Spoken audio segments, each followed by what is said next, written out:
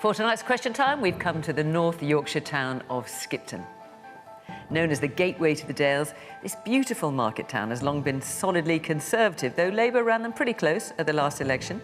Our audience members have been busy preparing their points and questions for our politicians, and just like every other week, they're chosen to reflect the range of opinion and recent voting record across the country. And they want to talk about Donald Trump and his controversial path to peace in Ukraine. Should we be preparing for more spending cuts, climate change, and how worried should we be about the rising cases of obesity? Welcome to Question Time in Skipton.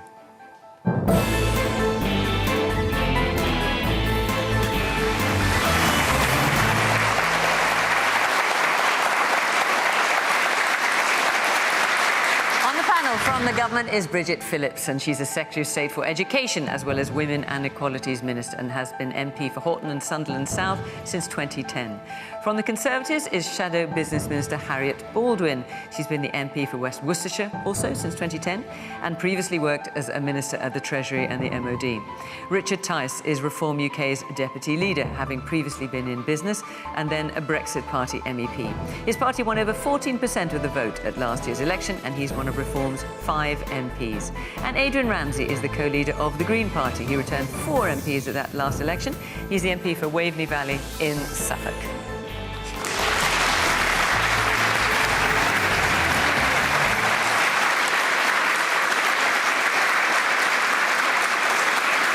Good evening. Welcome to our panellists, welcome to our audience here in Skipton, and welcome to you at home, of course. There's always a conversation on social media. Feel free to join in or just sit back and watch the programme. Let's get started with our first question, which is from Simon Dovner. Hi. Despite President Trump and Vice President Vance's apparently bullying performance, should we accept that they've at least turned the conversation towards peace? And of course, Simon, you're referring to the press conference with President Zelensky on Friday. Yeah. Should we accept they've at last turned the conversation towards peace? Bridget? Peace, a lasting peace in Ukraine is, I think, what all of us desperately want to see. That has to involve Ukraine being a central part of any negotiations that follow. There can be no peace without Ukraine being a part of that. And, you know, we obviously have, as a country, really pushed forward with that. I am really proud of the leadership that our Prime Minister Keir Starmer has shown in wanting to bring together our European allies, in increasing defence spending, which is critical at this time, but also making sure that we do get all of those parties to the negotiating table. But we have to put Ukraine in the strongest possible position going into that. It's why we continue to back the brave Ukrainian people, why we back President Zelensky, who I think is a remarkable man, who has shown enormous courage in the face of Russian aggression. So what did you think when you saw, I mean, Simon's referring to that press conference last week. What was your feeling when you watched it?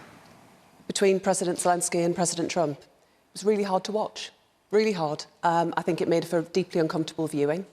I don't think it's what any of us want to see. But actually, I think what matters coming out of that is what happens in terms of action.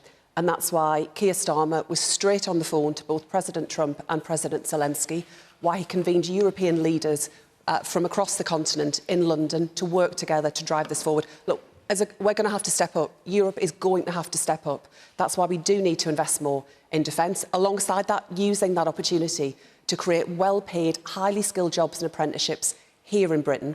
But we will need the US to provide that security backstop if we are to secure that lasting peace. How likely is that security backstop going? I mean, it's hard to keep up because things change every day, it appears. But Donald Trump has suspended intelligence sharing between the US and Ukraine. What do you think of that decision? Look, these are very sensitive and delicate negotiations and discussions that are underway. Do you not want to make a public comment? No, I think we have to tread with care. And as a politician, as a member of the Cabinet, I do have to tread with care. And I would want to do nothing that would make that situation harder. And that is definitely and certainly the position of Keir Starmer. And it is a long-standing position of governments to not comment on intelligence matters. But I think, you know, the last Conservative government backed the Ukrainian people and President Zelensky, and we stood together on this. We stand together now, and we stand together as a country. And as a country, we've, you know, showed, I think, remarkable commitment to the Ukrainian people, welcoming Ukrainian refugees here to our country, providing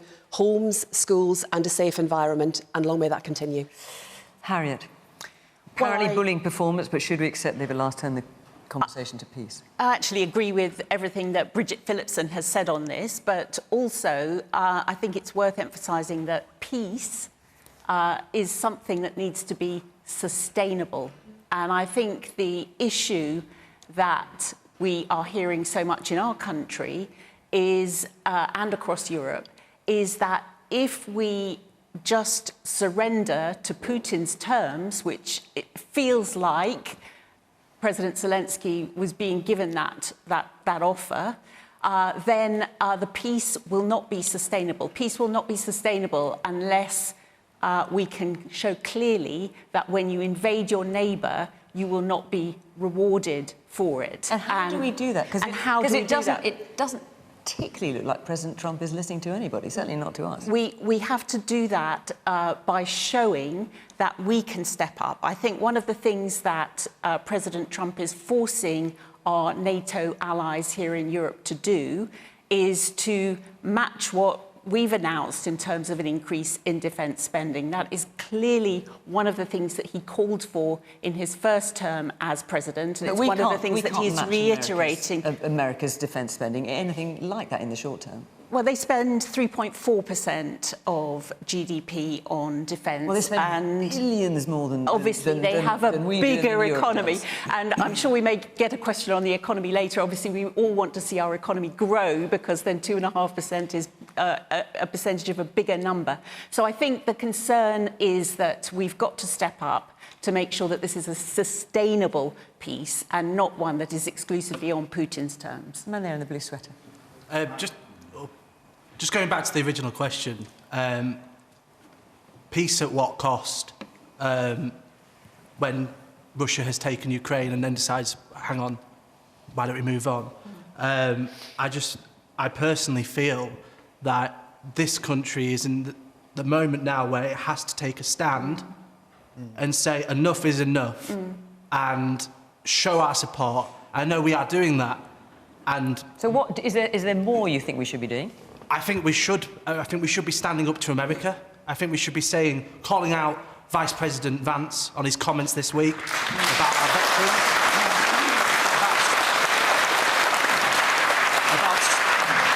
about some country that's not fought a war in 40 years. When, I mean, if you come to Skipton, where we're hosting here today, you'll see many veterans who have fought over the last 40 years in many wars. I just think we need to start. The government needs to get a backbone and stand strong for the morals that this country is built on. Okay. Woman there. What kind of a peace is it ever going to be? Trump just wants to take everything he can from Ukraine and just hang them out to dry. He doesn't care. He only cares about himself. I mean, it's worth noting that President Putin was talking today and saying, you know, we want to keep what is ours. What that means, we can only speculate. And the Foreign Minister, Sergei Lavrov, was saying it is unacceptable to Russia to have any kind of peacekeeping troops within Ukraine. That would be regarded as an act of war. Adrian. Well, what's been reinforced in the last week is that Trump's politics are driven by his petulance, not by principles. And we need to absolutely focus on making sure that the people of Ukraine and the peace that we need to see in Ukraine, a lasting peace, must be front and centre of any peace deal. It's got to be sustained and it's got to be negotiated. And my real worry about the direction that Trump has gone in, backed by far-right backers like Farage, is that they are supporting the dictator of Putin. They're not supporting the rights of people in Ukraine and the security of Europe. We need to make sure that Ukraine is not sold down the river here. And as we just heard from the audience, Trump is approaching this like it's a business deal. What can he get out of it? We need to stand up to that. And we have got chips, actually, that we can be putting here, because if Trump's so excited about the idea of a state visit, maybe the Prime Minister should be saying, OK, well, maybe you can do that, but it needs to be a joint visit with the war hero, President Zelensky, and then we'll show we're really on the side of Ukraine.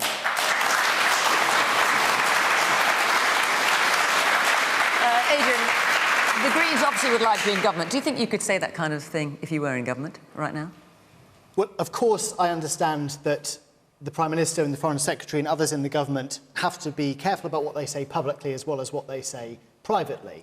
But actually, Adrian, we've all got a responsibility. We're all standing up as a nation and as a parliament, we're all standing up for Ukraine. We've given huge support, quite rightly, when I drove a pickup truck full of medical supplies to Ukraine, handed it over to frontline brave soldiers, spoke to the people making the drones, manufacturing the drones, including children. You see firsthand how a whole nation comes together. But equally, when you see the mums in the cemetery weeping over the graves of their sons, their husbands, their brothers, you realise that actually that support that we have given has enabled, I think, peace discussions to commence. Peace discussions are always difficult. They're always tense, fraught with uncomfortable compromises. And what we learned last week, President Trump is looking to pull the rug from underneath the people of Ukraine that you rightly went to support. And I know you supported them, Richard, but it must be uncomfortable for you then to hear your leader saying that Putin is the person he most admires in politics. We all know Putin is a vile, monstrous aggressor. We all stand with Ukraine, but equally, it must be right to try for peace. I'm quite sure that we have no idea the pressures on world leaders like President Zelensky, the thousands of difficult decisions he has to make when people are dying. So are you comfortable then, Richard, with the impression... obviously, we do not know what the conversations between Donald Trump and President Putin have been. What we do know... But no, hang on, let me finish. But what appears is that the pressure is being applied to Zelensky and to Ukraine. Weapons are now being withdrawn, intelligence sharing has now been withdrawn. And as far as one can tell, there doesn't appear to be any pressure towards the Kremlin. Are you comfortable with that? Well, let's wait and see. I think what we learned from last Friday, frankly, which was uncomfortable, regrettable, is peace negotiations like this, which are always difficult, should be conducted behind closed doors. You've got all the different moving parts on the table, and it's really hard. OK, well, let me ask you what I asked Bridget. Do you think Donald Trump is right to suspend intelligence sharing with Ukraine?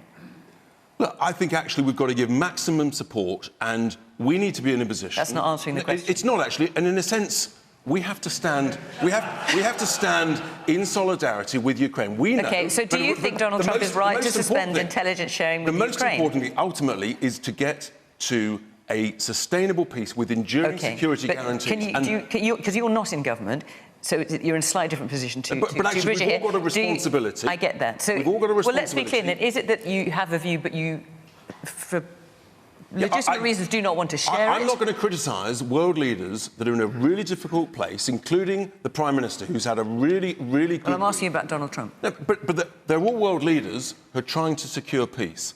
And we all want that. But it's got to be a lasting, enduring peace with strong security guarantees, and we've got to have a robust, confident NATO. You're not going to criticise President Trump for withdrawing the aid from the military aid from Ukraine? But that's the point about responsibility, Adrian. We've got a responsibility to support all these world leaders in this difficult time. Let's hear more from our man in the check shirt. In any peace deal, there's got to be concessions from both sides. But I just feel that the concessions seem to be made from Ukraine. Trump's weakening Ukraine before the talks have even started. We've got to make Ukraine the strongest possible place they can be. And I agree with Bridget. I understand the government have to toe a careful line. You've got to be careful. You can't upset Trump. We have to keep him on board. But what we witnessed last Friday was disgraceful. All right, let me come to the woman here.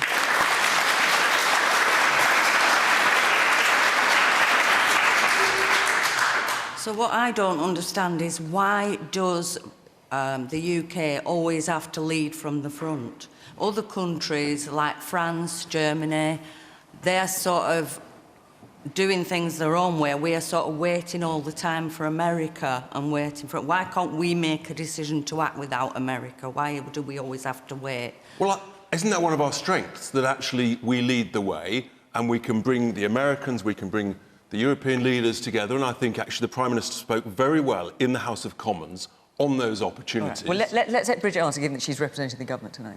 So I think it's not a question of choosing between Europe or between the US. I think it has to be both. And the leadership that Keir Starmer has shown on bringing together our European allies is crucial.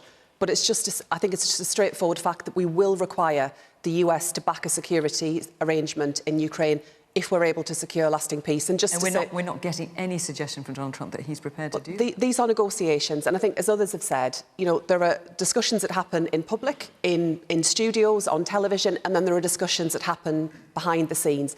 And behind the scenes, that's where you can have the serious discussions, confront the positions that different people have, and that's why you get to a negotiated settlement. What I would just add briefly on Russia, look, we are absolutely clear about the threat that Russia poses to our country. We've seen it on our streets.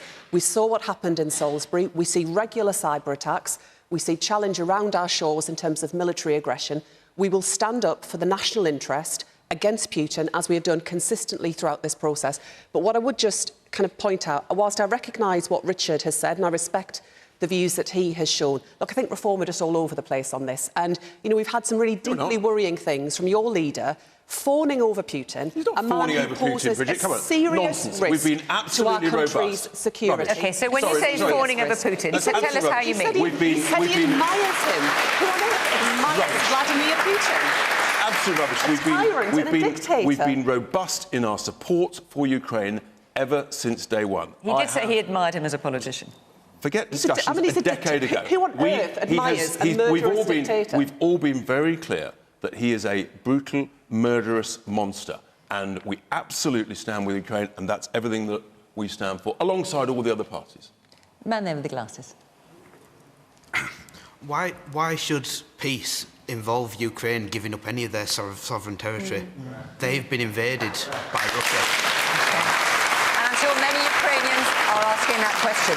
Yes, woman in the red sweater towards the back. Are you happy as a government then to send our sons and daughters out to Ukraine to fight? To maybe come back in body bags? Bridget, so what Keir Starmer, the Prime Minister, has said is that we are willing to be part of a peacekeeping force in order to secure the long-term... If a long-term settlement can be reached, and we're a long, long way away from that, then we will play our part in that. But it has to be together with other allies. That's some distance off into the future. But there is no more serious or difficult decision that any politician can take than to commit our troops to military action. That is something that would have to be considered at the time, given the circumstances, as would be the case in any military deployment. But I completely recognise what you're saying and what that can mean.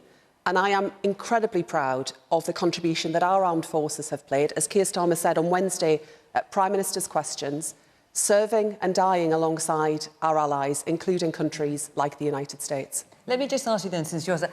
should I take from your question that you wouldn't be happy for the UK to send troops to Ukraine? I think we'd have to think very carefully about it. I mean, we've only got an army the size of, you know, spectators filling Murrayfield in Scotland. You know, it's about 70,000 in there, I think.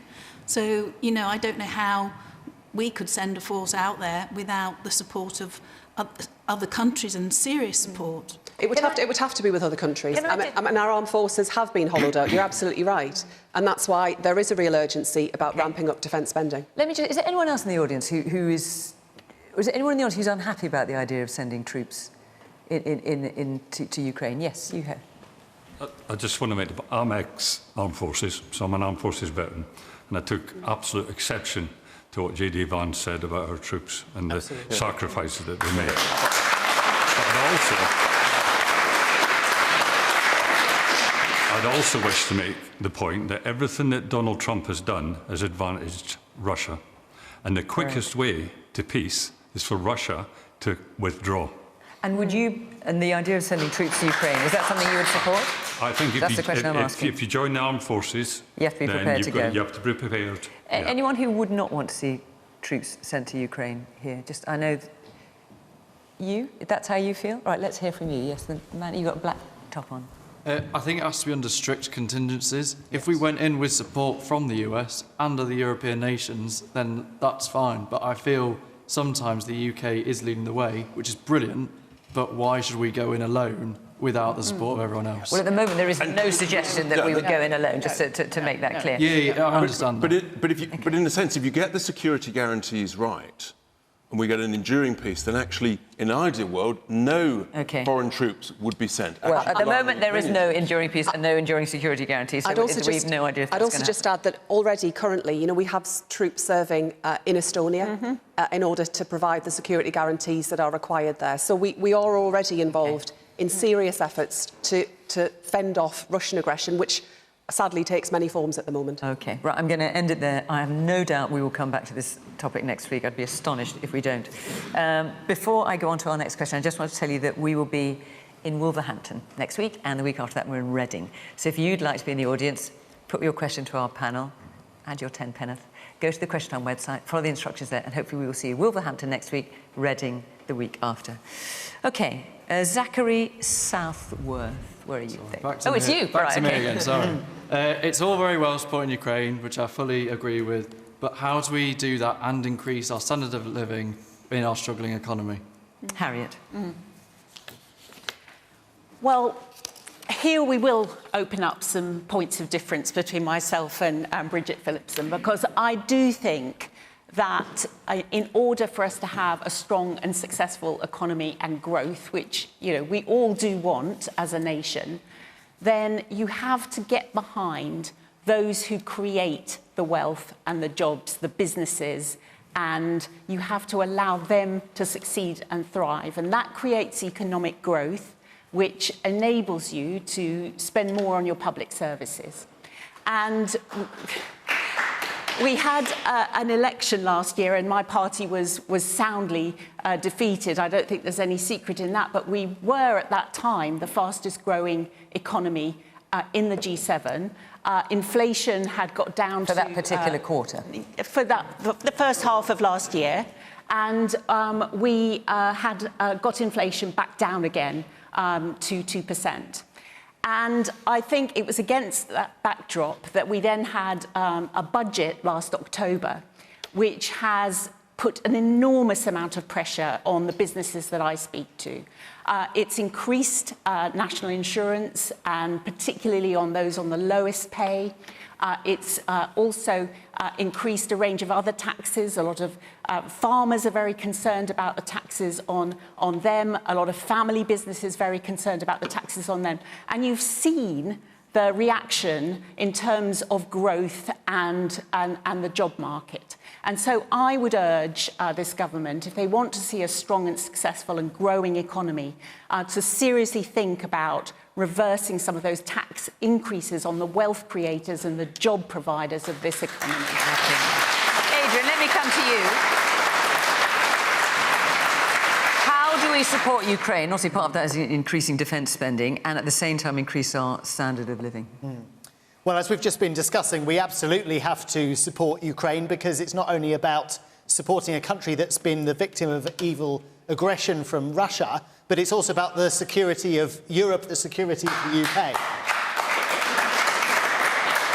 So we have got to put the investment into that. But what I find callous and just completely unjustified is the government planning to fund that by taking money from the most vulnerable, whether that's people who are reliant on welfare in the UK, single parents up and down the country, disabled people, or whether that's the most vulnerable around the world who are benefiting, who are being kept alive, who are being supported in their communities by the international aid budget, which, by the way, is crucial for our security as well, because it's what keeps countries safe and stable afterwards.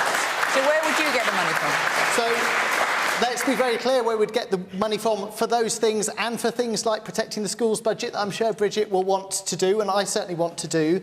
We would get the money from asking the richest in society, and I'm talking about multimillionaires, billionaires, to pay a bit more in tax, and I'm talking monster. And you don't just have to ask me about that. You could ask some millionaires. I've been speaking to a group called the Patriotic Millionaires, who want to see money invested back into our country, and they've highlighted that 2/3 of millionaires favour the richest people being taxed more. That could raise, according to this report from the very people who know about money, it could raise 60 billion a year annually through a range of measures asking the very richest to pay money that, by the standards of other European countries, would be quite modest. And if there happened to be a millionaire on the panel, I'd be interested to know whether they support we'll ask him in a minute. So, Adrian, we'll ask him in a minute. I mean, you've got a number of proposals as to how you're going to raise revenue. Yes. I mean, it's worth pointing out, and you'll be familiar with this quote from the Institute for Fiscal Studies, that they are saying that your radical ideas, which you suggest could make a positive difference, are wholly unattainable, and they help to poison the entire political debate. They're basically saying it's just fancy politics when it comes to raising revenue. Which is. We have engaged... Well, they say the same of you as well. So they certainly say the same of reform, but we have engaged with a range of academic experts, with groups like Patriotic Millionaires, about how you could raise the money based on robust studies, looking at what other countries could do. And we have shown how, if you put the money into a better economy for the future, into the green economy, which is growing 3 times faster than the rest of our economy is, into the things that actually mean that people can stay healthy, can get access to their doctors and dentists when they need to. That's going to create jobs, it's going to create a healthier society, it's going to actually benefit all of us and keep costs down in the long run. Can I just make let me just come to Richard. So, Richard, patriotic millionaire that you are, would you want to pay more tax? I'm paying lots of tax. Do you want to pay more? Here's the point. Do you want to pay more, as Adrian suggesting lots of millionaires No one wants to pay tax. What you want is your tax to be well spent, well invested. What we're seeing is we've got the highest taxes for 70 years. We've got the highest government spending for 70 years. And we've got the greatest amount of waste that any of us can ever remember. And here's the point. In the 80s and 90s, we were growing at 2.5 to 3.5% every single year. Now, people get out the champagne when you get to 0.5%. That's not growth. We're not growing at all. We've got to change course. You can't tax your way out of a crisis, Adrian. You've got to grow your way out of a crisis. Smart taxation, cut daft regulations, now that thankfully we've left the European Union, stop wasteful government spending, like spending 100 million quid on a bat shed. So what do you make of the Institute of Fiscal Studies saying basically you too are indulging fancy politics when it comes to raising revenue? Since the election, actually, lots of economists, and during the election, agreed with my plans with regard to, for example, not paying voluntary interest from the Bank of England on all the QE printed money. That would be £30 billion a year. What about the rest of it? What about the rest of it? The Institute of Fiscal Studies saying it's just funny, nonsense. isn't it? So I said we should save £5 in 100. Darren Jones has just recently written, he's the Chief Secretary to the Treasury, has just written to all departments saying, save £5 in 100. Having been elected, the whistleblowers coming to me with the quantity of waste, of bad procurement, and I'm afraid to say fraud and corruption, it is egregious. We're all happy to pay taxes as long as it is well spent, and that is what we're not doing very well. And the madness of net stupid zero, which is increasing all our energy costs. All right, we may come to that later, so hold your fire on that. Man there in the blue top. The quickest way to improve the local economy and public services, especially 5 miles down the road in the Air Valley in Bradford, is to strip out Labour and Bradford Council. OK.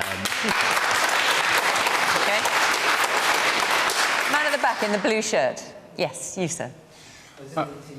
Oh, hang on. Oh, there's 2 people in blue shirt. Right, let's hear from you, and then I'll come back. Yes, come further forward. Yeah, off you go. Oh, hang on. There's 3 people in blue shirt. The guy behind you. Listen, so yes. Oh, you see what I mean? It's quite complicated to find the people. Yes, I'm looking at you. Off you go. As an 18-year-old, I'm mainly interested in how our political leaders are going to help the youth and stop the economy being so brutal towards the youth, especially with getting people on the property ladder. It's like our age is just forgotten about entirely. What is anyone going to do for anyone our age? All right, I shall put that question. Let's go to the guy further back who I was trying to get to in the first place. Yes. Given the state of our economy here and given the need to raise money for defence, but also I fully agree that it seems short-sighted to cut the money out of the foreign aid budget, should we do like Germany's talking and actually change the rules so we can simply borrow money? Have you put yourselves into an unmanageable position here? Have you boxed yourselves in by your own financial rules? Bridget. Fiscal rules matter. And they matter in terms of making sure we've got really solid foundations for the economy. And just to return to the question around young people, absolutely. And absolutely what? Hope for the next generation. People like that down? Building more homes. 1.5 million new homes we're determined to build. More apprenticeship starts for our young people. Some of the changes that I've announced, that we've announced as a government, to make it easier for apprentices to have that chance to get on in life. And I think that takes us to where we started around the question on defence spending. it's an imperative that we spend more on defence. It's absolutely essential for our national security. I mean, if we want to get to 3%, hang on, Richard, if we want to get to 3% on of GDP on defence spending, that would cost an additional £16 billion. Where is that going to come from? We will have to grow our economy. But just to say... And how's that going at the moment, would you say? Well, it's tough. It's a big challenge. It is after your blunder budget is a disaster. Hang on, no. It's a big challenge. And let's just take a step back. Let's take a step back to where we were. Yeah, reverse the blunder budget. And then we'll... Richard, with the greatest respect, we're hearing a lot from you, and we need to let everyone on the panel have an equal shout. Bridget. Yeah, so going back a step, and I'll come on to the question about growth. Yes, more defence spending, but we've got to use that to create more job opportunities, more for small businesses in particular, and more apprenticeship starts in our country. So it's imperative we do it, but we've got to use that as part of that story around growth. And coming back to just taking a step back and what Harriett was saying around the last election and what we inherited as a government, look, the public finances were in a terrible mess, a terrible, terrible mess, and that meant some really tough choices at that budget. We've been upfront about that. It is a challenge. We know we're asking a lot of people, but the Conservatives left behind a £22 billion black hole in the public finances. And under what kind of strategy would you take the known pressures in terms of public finances and increase public spending as much as happened in that pressures and you walked budget? Away. So to give one example, how does it solve anything to go out and spend more, borrow more, and tax more? It obviously hasn't worked. So to give one example, before the election, the School Teachers Review Body looked at how much teachers should be paid. They decided what that figure was. They said it was 5.5%. They gave that report to your government. You didn't publish it. You didn't do anything with it. You didn't put any money aside for that. We then, as a government, took that decision to give our teachers a well-deserved pay increase because we know we have to do more to support our children. But you didn't set aside any money for that. You walked away. It was utterly irresponsible. And what this comes down to, if you want more NHS appointments, and we've just secured 2 million more NHS appointments, if you want breakfast clubs in our primary schools that we're rolling out, then you've got to find a way of paying for it. I hear a lot of criticism. We've got to grow the economy, Bridget, and we're not growing the economy. What I don't hear are answers. But you will the ends, but not the means. If you don't like what we're saying, what's the alternative? But yes, growth. Yes, we do have to secure growth, and we will do that through the policies that we have around energy security, around defence. Should we be expecting cuts in the meantime? We've got well-trailed reports about cuts coming in the welfare budget. Rachel Reeves today saying reducing the welfare bill is the right thing to do. Should we be expecting cuts? And are you expecting cuts in your department? So specifically on welfare, the reform that we need to see is how we support people who are sick and disabled back into work. That is the right thing to do. We have written off too many people as a country. You basically want to reduce the budget. You want to make cuts. That's the blunt truth of it. It will reduce the budget, but this is about actually giving people hope for the future. There are too many people who are able to work with the right level of support. It's why today we've announced more support for people who face those chronic issues around sickness and disability to support them back into work. To consider cuts in your department? We're looking, I mean, Richard talks about how we drive efficiency. I don't disagree with that. That's challenging. So you have been asked to make cuts in your department? We are looking at how we can drive further efficiencies in what we're doing. That is absolutely right. But where it comes to what the Chancellor will set out later this month, we will publish the response from the Office of Budget Responsibility. The Chancellor will make a statement to Parliament setting out the way forward. But it is really challenging. I don't deny that. And that is why getting growth back is absolutely essential. I'm going to move on, but before I do, Richard, since we've got you here, I just want to ask you about some comments that have been made by a fellow MP of yours, Rupert Lowe MP. He's one of your Reform MPs. He's basically saying he's not sure if Nigel Farage has what it takes to be Prime Minister. He's accused of being messianic. And that the party needs to start behaving as if it's a party of leadership and not merely protesting. He's one of your 5 MPs. Now, look, at the end of the day, Reform is growing in the polls. We're doing extremely well. We're a new party, obviously, and we are, we're developing policies and we'll be growing. Nigel will be a fantastic Prime Minister of this country. Why do you think one of your 5 MPs is saying he's not sure if Nigel Farage has what it takes to be Prime Minister? But what I know is that we know that we're leading in the polls or equal first in the polls. We're giving voters a clear choice about some of the... That's not it's not remotely answering the question. One of your 5... There's not loads of you. There's only 5 of you. So 20% of your MPs is saying he's not sure if Nigel Farage has what it takes to be a Prime Minister. Well, what is your response to that? My response to that is I've been in Scotland all day. Ask Rupert. At the end of the day, I think Nigel's doing a great job. We're growing in the polls, and that's because people trust us with the right policies to create growth. So should you have him as an MP, out of a crisis. We've got the highest debt for 70 years. OK, yeah, you've made all those points. Let me just ask you about this, because it certainly appears there is some considerable division within your ranks. Do you think Rupert Lowe shouldn't be an MP, then?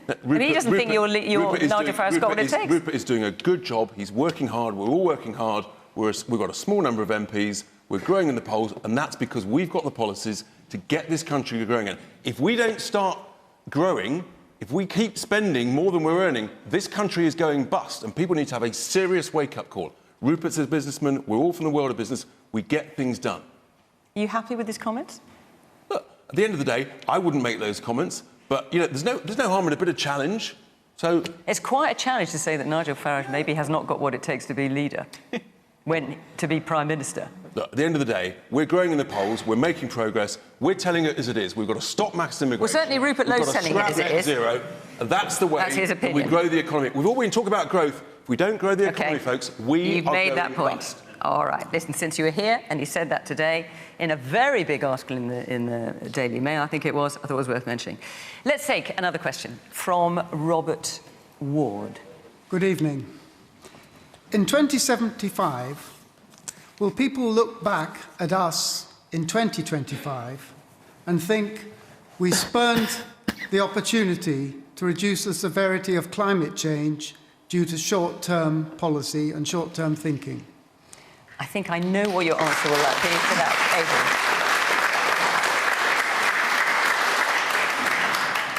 I think Robert has put it really brilliantly, and it's a really stark situation because we are already seeing the impacts of climate breakdown, both here in the UK, farmers seeing their fields flooded, people's homes being flooded, extreme heat, and those scenes we saw during COVID of not enough food on the supermarket shelves will become all too common if we don't not only get climate in check, but also become far more resilient to the changes that are coming down the track. And we were talking earlier about security. That's got to include food security, energy security, and being far more resilient with these things as well. I don't think the government has a proper resilience plan.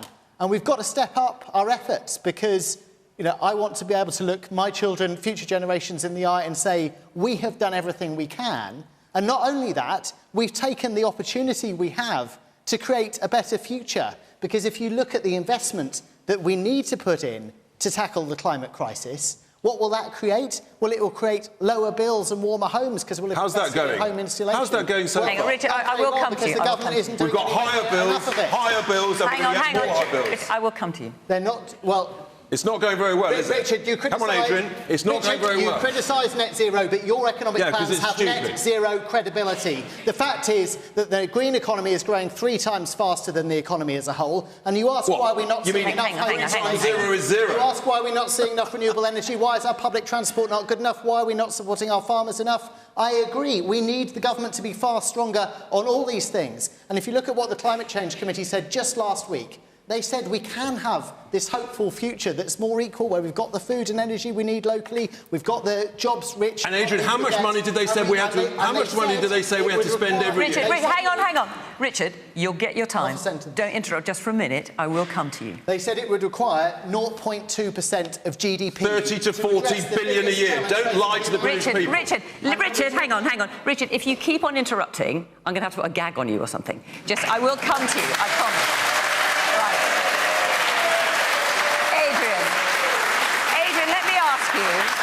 You talk about taking every opportunity we can to reduce greenhouse gas emissions. You talk about looking your children in the eye. Yeah. Is that what you were thinking when you objected to a 100-mile-long corridor of pylons connecting an offshore wind power farm? I'll tell you what I'm thinking about when it comes to renewable... No, I'm asking you about that. That was in your constituency. Yeah. That was clearly in the interest of reducing greenhouse gas emissions. It was to link an offshore wind farm. You objected to it. There are new wind farms happening off the North Sea. There's a debate in East Anglia about which technology we use to connect them to the grid, and that's an ongoing debate that all parties are part of. But this was potentially the fastest and cheapest way, and you objected to it. That's open for debate, actually. That is not clear when you look at the evidence. But let's look at why Richard was interrupting me so much. Could it be because since the 2019 election, Reform have received 2.3 million in donations from fossil fuel interests, climate deniers and polluters? That's why this is what we're talking about. Let us let Richard come in. So, Richard, your moment has come. Robert's question, will we look back and think that we spurned the opportunity to reduce the severity of climate change due to short-term thinking? No, we won't. Absolutely. Look, the climate has always changed for millions of years, and it will continue to change for millions of years. Much cheaper and smarter to adapt to climate change than to think you can stop the power of the sun, stop the power of volcanoes. You can't. If we got to net zero tomorrow, the Intergovernmental Panel on Climate Change says it would take somewhere between 200 and 1,000 years for sea level rise to stop. So let's adapt to it, let's be smart about it, and let's be honest about the cost that the Climate Change Committee last week said we would have to pay. 30 to 40 billion pounds a year of money that we haven't got because we're not growing every single year for at least a decade. That's the reason we're not growing, because this investment in net zero is making our energy uncompetitive with the most expensive electricity in the Western world, and that means our businesses are uncompetitive. It's destroying jobs, it's killing industries like steel, like car, like chemicals, like oil and gas. That's why we're getting poorer, and it's got to change. And is part of the reason you think that because you think man is making no impact on climate change? Is that right? Look, I think there are multiple factors to climate change. The main one. But do you believe in man-made impact on climate change? I think man-made emissions is probably making an impact, but scientists disagree as to what that is. As I say, no, they don't. But as I said, the point is, whatever it is, we should adapt to it. What you can't do, if you look at... I'm confused now, because you have said recently that you thought man was making no impact on climate change. You said that in an interview. Have you changed your mind about that now? No, I think it's probably making a small amount. OK, because that's not what you said before, but that's what you're saying now. But scientists disagree as to what that is. They don't. They do. Man-made CO2 emissions are about 3 to 4% of all CO2 emissions. Just to be clear, because you did say that the idea of man-made impact on climate change was a load of garbage. It was just a couple of weeks ago. But now you're saying there is an impact. The suggestion was that it was the only cause of climate change. That was what I was referring to. And we have to be clear that if we keep essentially unilaterally going down this route, we are impoverishing ourselves. We are destroying jobs, destroying industries, and those jobs and those industries are going elsewhere. We're actually creating more CO2 by importing energy, by importing gas from America, by importing oil from elsewhere, which we need oil and gas for decades and decades to come. So we're creating more CO2 rather than using our own oil and gas. We're good at this stuff. It creates jobs, it creates growth, and we should do it. Just to be clear, despite what you said 2 weeks ago, where you talked about lots of scientists agreeing with you that man is having no impact on climate. That man is having... Hang on. What you said 2 weeks ago is that man was having no impact on climate change. That's certainly how I understood and how it was reported. Nigel Farage has said he's not arguing the science. Are you also now not arguing the science about man-made impact on climate change? Look, there is an impact. There is a modest impact on climate change, but the reality is scientists disagree what that is. But the simple fact is the climate has always changed, and it always will. And the idea that if you stop producing CO2, all of a sudden the climate's going to stop changing, even the IPCC does not adopt that position. Man in the purple shirt there, yes. I'm sure that a steel worker in Port Talbot who's just been made redundant will be delighted that he's been made redundant because he's helping save the climate. Well, I've argued strongly that we should protect the UK steel industry because we're going to need investment in green steel for the sorts of initiatives we need to improve our public transport, to build new trail routes. And so that's the approach that the Green Party would take, would support British manufacturing, rather than being in a situation where we're exporting our emissions and producing things from halfway around the world. But you're spending 3 times as much on manufacturing that steel because your electricity and your fuel prices are so dear in this country. So you're deliberately making it hard. Well, we need to invest in green energy, don't we? Which means that it's half the price to produce electricity from renewables than it is from fossil fuels. That's a fact, Richard. I don't know where your climate science degree... Why have we got the most expensive electricity? Because we've got the most renewable generating capacity. That's the reason why. Tell the truth, Woman Adrian. in the flowery shirt there. Why can we not combine building all these houses that we're attempting to build with producing energy using solar panels? Why are not all new houses got solar panels? I'll put that one. And the person in front. Yes. This is in response to what Richard said. How can you say that there's not a lot of man-made effects for climate change, but then all of your fixes for that were to change what people are doing? Think about the environmental damage we're causing. Yeah, exactly. In terms of digging out rare earth metals in order to essentially to provide the batteries for the electric cars, that's causing huge environmental damage. That's a man-made effect on the climate. Yeah, so that's why you've got to think very carefully. So it's one of the main effects. And that's why you've got to think very carefully about saying we've got to go to electric vehicles, because there's lots of other damage that's been caused elsewhere in the world. That's direct environmental damage being caused by the rush to EVs. Okay. You've got to think about all of this stuff in the round. Bridget, let's bring you and Harriett into this conversation. You've been sitting there very politely. Do you want to just answer the question that the woman in the flowery shirt has made? And actually, I've heard that point made before on Question Time, is why not make it mandatory to stick solar panels on new roofs of new buildings? I agree there is a real opportunity there, and also in terms of public buildings as well. So our schools and hospitals, what more we can do to provide energy solutions that bring down the cost for public buildings. So absolutely, I do agree with that. And to return to the original question, we do have a responsibility to our children and grandchildren to secure the long-term future of our planet. And climate change is real, and we do have to act. But for me, it's also about the opportunities that can bring for us as a country where it comes to jobs, bills and growth. So starting with jobs, fantastic jobs that we can create in the years to come in this shift that we're making, whether that's construction workers, welders, wind turbine technicians, including in parts of the country that have seen jobs and industry move away in recent years. I come from the North East, where we've got a really proud tradition of heavy industry, of manufacturing and engineering.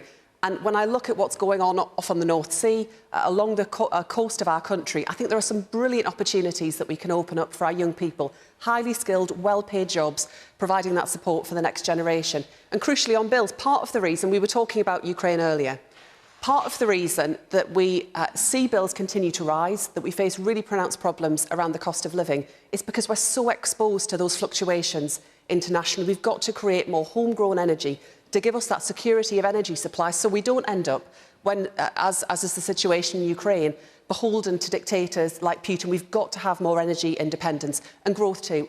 We can drive jobs and opportunities. So I think there is the moral imperative, but then there is the hard-headed impact that this can bring, the opportunities it can bring for decades to come, including communities that really, really need those well-paid jobs. Harriett.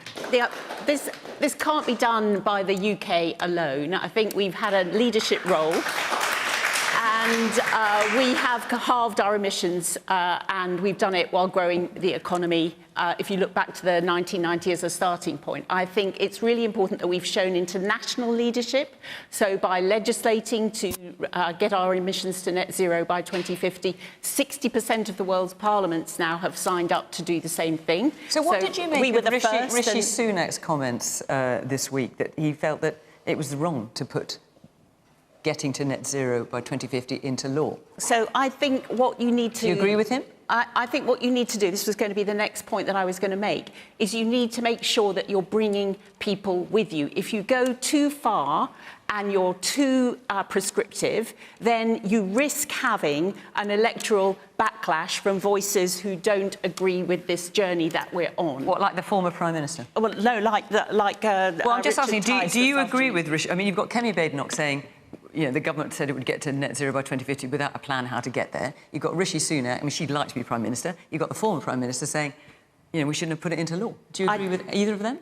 I was not aware that he'd made that comment. We all stood at several elections on that commitment, and I think it's really important that we bring the UK population along the journey that is one where they experience lower bills by investing in a lot of new nuclear. So I think that's really important that we have nuclear in the mix. Solar is really important when it's sunny, but it's not on at night. And also in terms of onshore wind, I think there's a limit to how much of that people will tolerate across our beautiful country. But I think that it's important that we do this in a way that doesn't cause resentment and backlash because of the incredible costs that they might experience if you were to rush this too fast. So I think it's got 2050 is 25 years ago, and 25 years ahead of us, and I think we've got to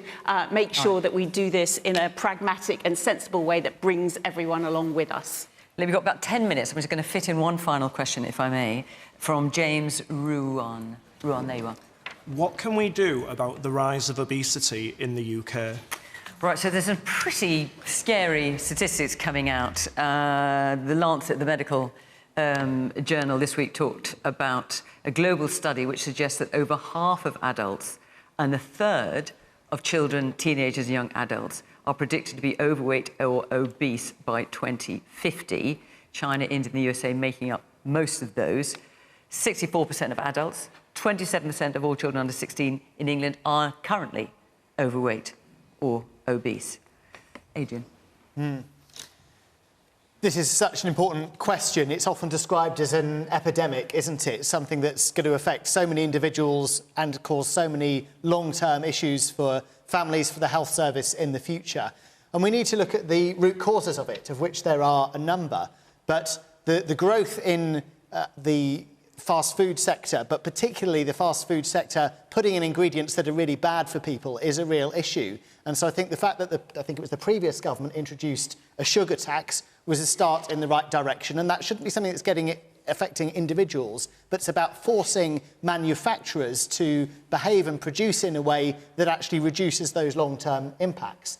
And then secondly, we need to look at how we can create a healthier society, how we can ensure that we have services, shops and so on that we need more locally. We can have safer streets so people feel happier and more able to walk and cycle. We protect and invest in our green spaces, both in our towns and cities and in the countryside, so people enjoy being out in nature and really get back into the habit of having a more active lifestyle. Bridget? I agree with much of that. I think it's a combination of factors. It's complex. I think the question is the right one. There is clearly a role for government, but then there is a wider role in terms of individuals and society, and I think it has to be both together.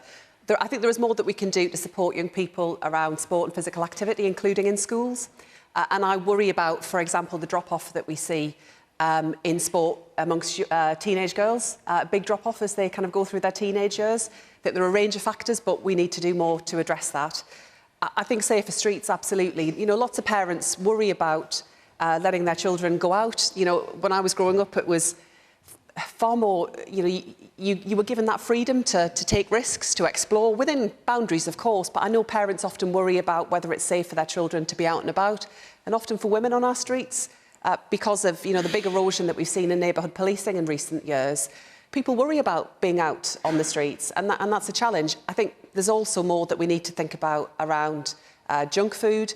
So on that, Chris Whitty, the Chief Medical Officer in England, he's recommended a tax on unhealthy food products, such as, for example, an industry-wide levy on salt and sugar. Is that something the government would support? I mean, we will always look carefully at the advice of experts, and that's something that I'm sure the Health Secretary would want to consider. I don't believe we have active policy in that area, but of course we should listen to what people are saying. But I think it goes beyond that. I think it goes to some of the wider trends that we've seen over time.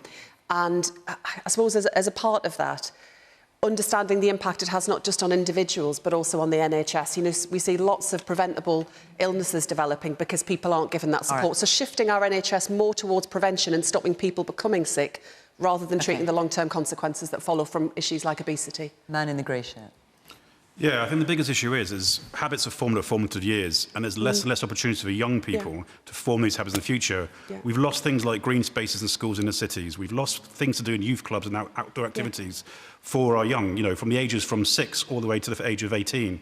More and more times, these are disappearing across the country, and we need more and more investment from the government to do this and actually improve this and reopen these green spaces to help teachers take them outside, to get them into sports, to get more investment in local clubs and communities to allow them to bring this back up.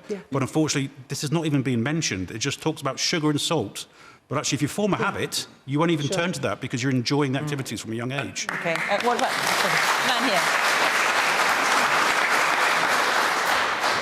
It's not a massively complex problem, really. If there was any other industry damaging the health of people at the same rate as the food industry is doing, the action would be taken overnight. People would be in prison. Look, I do recognise the issues around the food industry, but I think the question and the challenge around opportunities for children and young people to play, to take part in sport and physical activity, and the evidence is really clear that if you have that opportunity when you're younger to take part in sport and physical activity, you can then return to it in later life. It builds those foundations. And I think it is, which is why it is essential that we do more around sport and physical activity in schools. My worry is that we've ended up, because that's been so squeezed in recent times, increasingly it's only parents who can afford to pay for extras whose children get those opportunities. And that's opening up further inequality that, yes, absolutely, as a government, we're determined to address. We haven't got much time left. I agree with so much was what is being said, but actually just about youth centres. I was at a youth centre in Glasgow this morning, the Phoenix Centre. They've got a fantastic boxing ring, those sort of activities for people, even in very deprived areas, more sport, more activity, more education around the benefits of sport, and as you rightly say, the sort of foods we eat, we must do better. And above all, sugar. I mean, I was a Treasury Minister when we brought in the sugar tax, and it has reduced the amount of sugar that's in some drinks. But it's very hard, as a woman who has to watch her weight very carefully, to find the right products that haven't got a lot of added sugar. So I would be in favour of a lot more transparency around the amount of sugar that's added to foods. OK. Man in the striped jumper there. We've heard so many great topics tonight. I think if I think about net zero, building the war chest, you mentioned, Bridget, that you're from the North East and you're proud of the manufacturing heritage. All of these things, all the things we've talked about, need one thing, and that's money, and we don't have very much of it right now. So how are we going to get back to generating jobs? Because at the moment, the government have slapped on a load of national insurance and highest corporation tax, so all these great things need more money. Inspire me to make me feel that we're going away. It's a good thing to create wealth here. I'd like to hear from you about that. Yeah. OK. I don't think it's just about...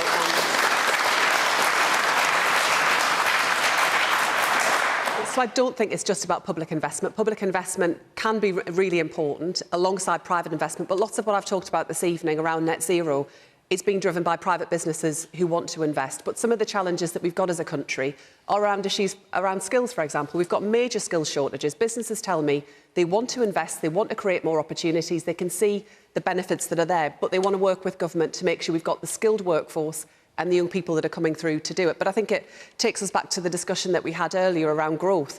I do want to invest more in our public services. We have already started to invest more in the NHS and in our schools, but we can only do that if we get growth. But it's not government alone. I don't think government alone can solve all of this. We've got to work with business to deliver that private sector investment in these key infrastructure projects alongside net zero. Oh, I've got about a minute left, and there's a woman with a hand up just behind the man in the stripy jumper.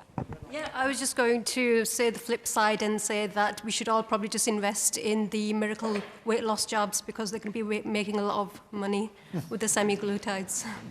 And the woman behind you?